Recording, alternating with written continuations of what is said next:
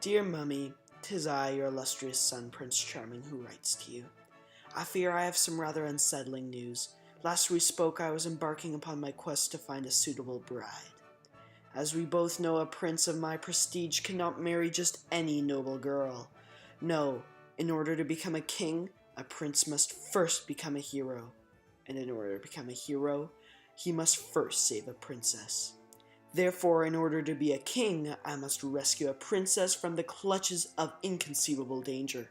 The list you provided me listed several damsels in distress. I want to thank you for color-coding it for convenience.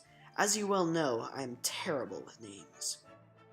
I first set out to rescue the Pink Princess, trapped within the Quindamere Castle in the southernmost province of Quindamere. She lay dormant under the influence of a powerful sleeping curse cast upon her by the Witch Queen of the Forsaken Mountain. The curse was, of course, accompanied by a ferocious dragon who guards the castle day and night. Using the cover of darkness, I eluded the deadly dragon, then snuck past the throng of thorny rose bushes and climbed 1,000 stone steps, only to be shocked at what I found therein. It seems the witch who cast the sleeping curse on Pink did not realize the depths of the princess's legendary insomnia.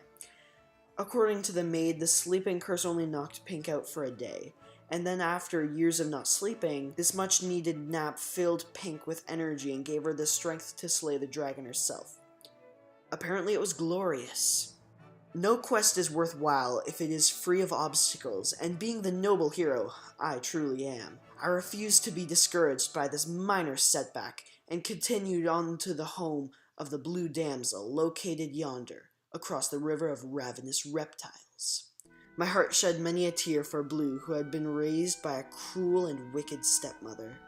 I traveled the length and breadth of the land before arriving at her home, ready to whisk her away when I found she too did not require my assistance. Despite her wretched upbringing, Blue had started her own business as a shoemaker, which quickly became a shoe empire.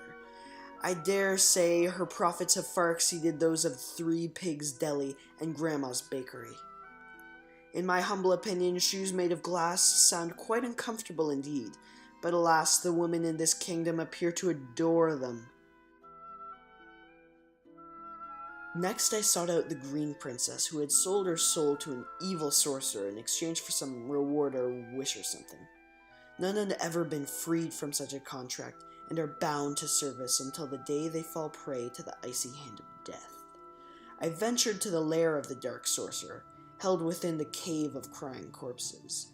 I was fully prepared to battle him with my wits in order to free the beautiful maiden from her contract.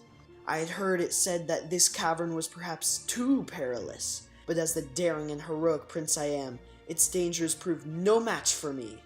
To my grave disappointment, however, upon my arrival it was revealed to me that the Green had already found a loophole in her contract.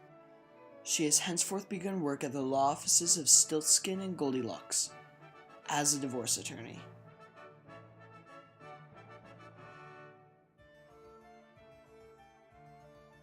I had scoured the land since the leaves of fall had blanketed the earth, and yet I've had little luck in retrieving a bride. My next destination was the tallest tower in all the lands. It was said that the Purple Princess had resided in Taciturn Tower her entire life, unable to escape. I hoped with Purple I would finally find a suitable damsel to whom I could bind myself with the joyful bonds of holy wedlock. Once again, I found no fair maiden upon my arrival.